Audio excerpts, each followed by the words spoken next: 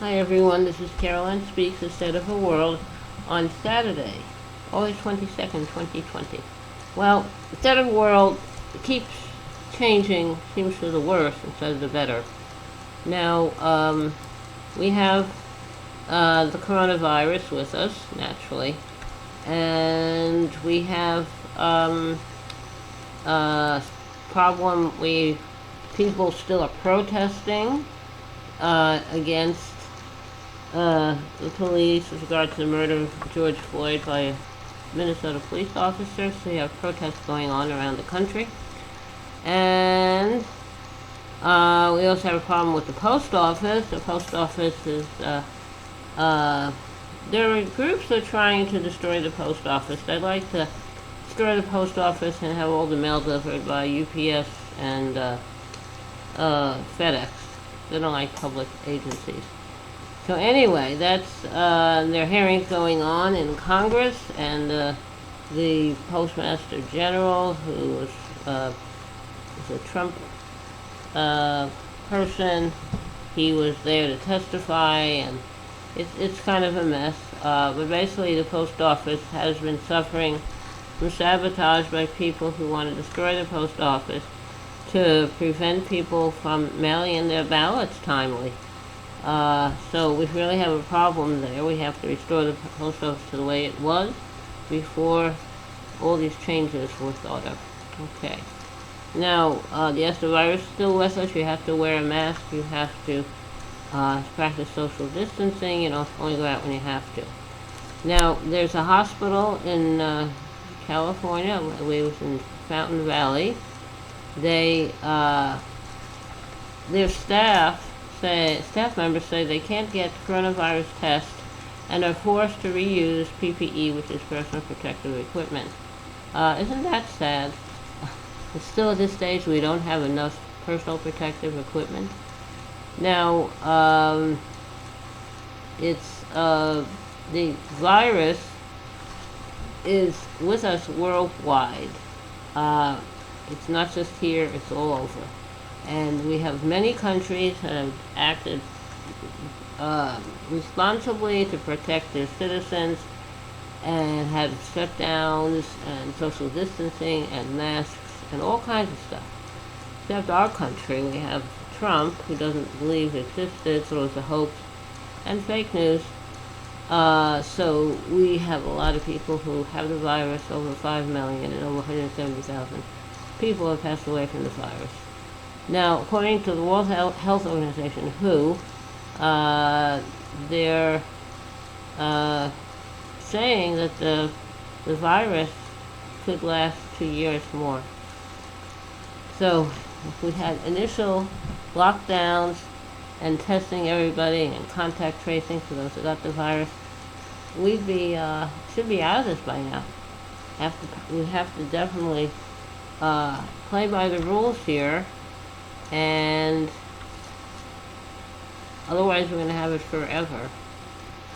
Now, another issue, another headline is, I don't know if you remember when Trump decided to separate parents from their children among asylum seekers, people coming from other countries seeking asylum here.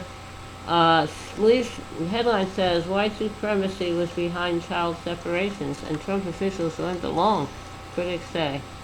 Trump cabinet officials voted in 2018 White House meeting to separate migrant children, say officials. And that is another amazing. Now, as far as seeking asylum, there's a man who fled violence and sought safety in the U.S., and now he's stuck in Mexico and faces a health nightmare, the coronavirus. So we are doing really good. The wildfire in California is burned over 1 million acres. We have 2 hurricanes slated to hit the East Coast. Isn't that nice? And now we have a father, an essential worker, has died of the virus. He was afraid of losing his job, so he continued to go to work and took a chance on getting the virus, and he lost. So isn't that sad?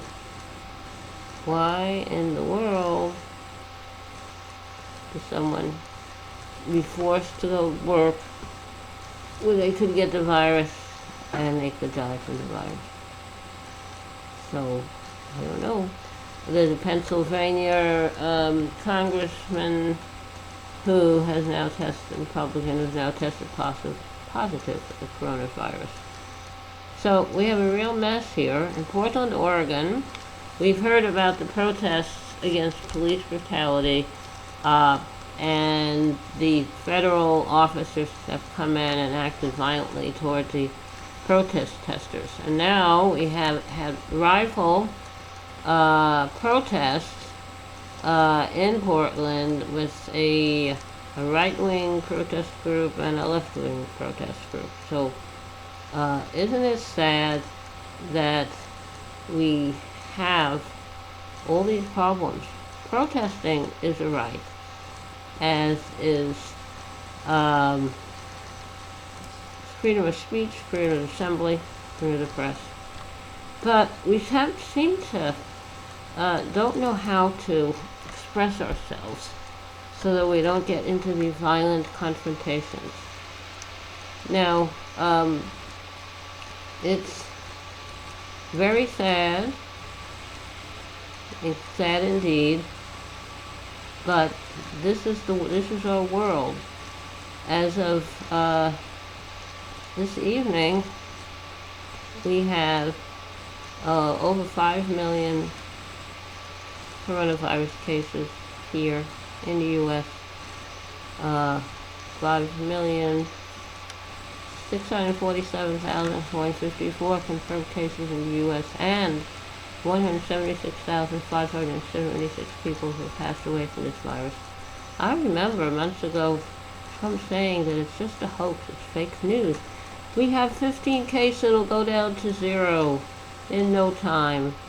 And he left a cruise ship off of San Francisco out to sea to avoid increasing the number of cases.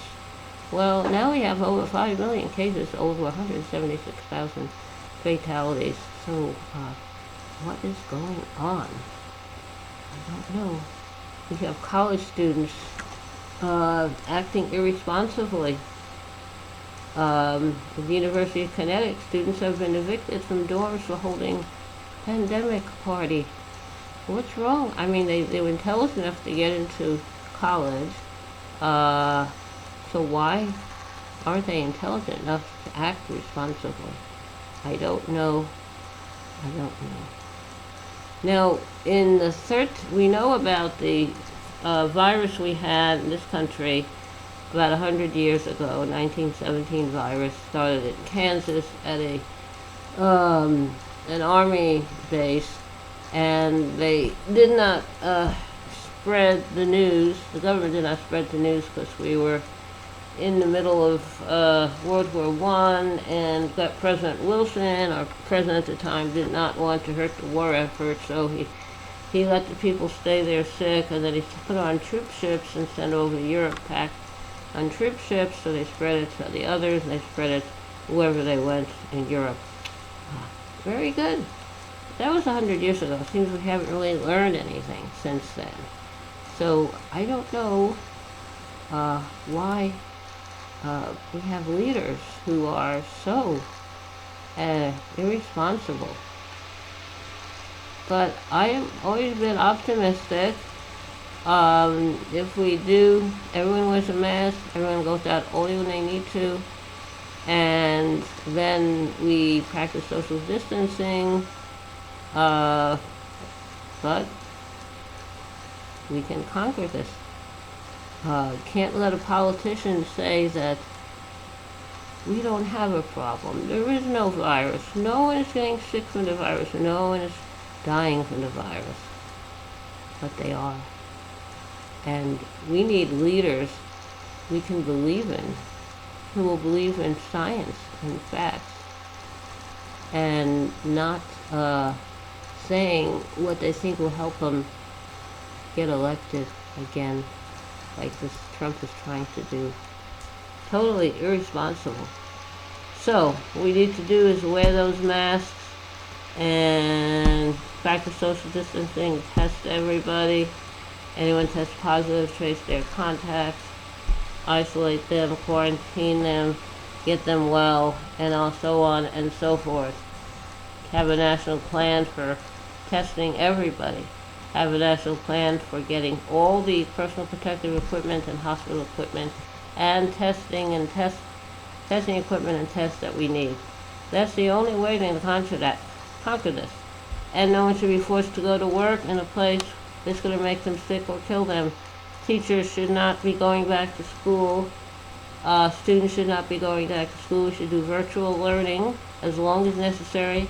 And we need the federal government to step up with all the technology and devices and computers for all the students and also good internet access all over the country, so students can learn remotely. That's the way to go until it's safe to open the schools. And it's not safe to open the schools yet. We know that. Some schools have tried to open and they end up shutting down at all levels. From kindergarten through high school through college. So obviously that is not the way to go.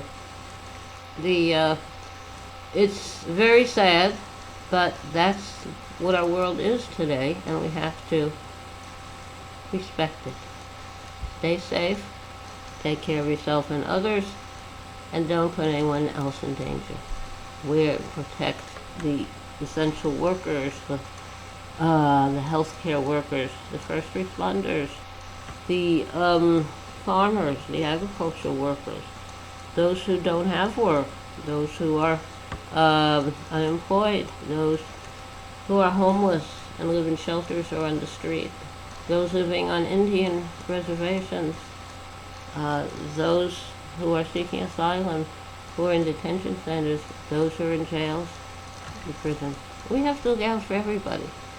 And you can't deport people because if they have the virus, they're going to spread it. You have to think smart. There are various leaders around the world who are just like Trump, very cruel, not acknowledging the virus, not doing anything to fight it.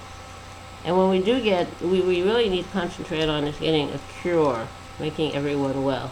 It can take years to get a virus. So let's concentrate on getting that cure, okay?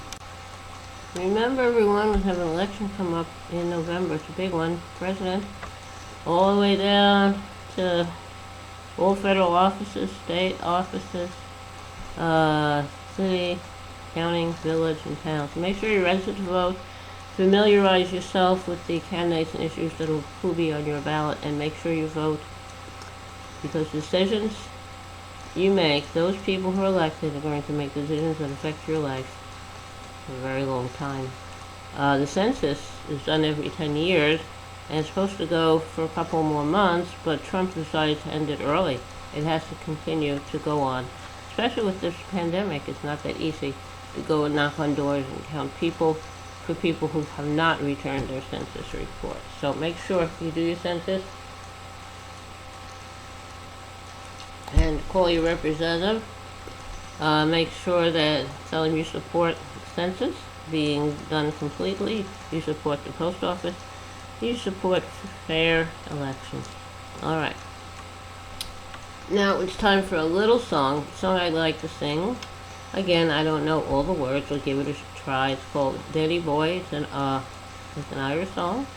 Oh, Danny Boy, the pipes are calling from glen to glen and down the mountain sides. It's you, must go and I must bide. But come ye back when summer's in the meadow, or when the valleys are hushed and white with snow. Oh, Danny boy, the pipes are calling. When you must go and I must bide. Na na na na. Okay, that's Danny Boy. Alright, time to say goodnight on Saturday, August 22nd, 2020.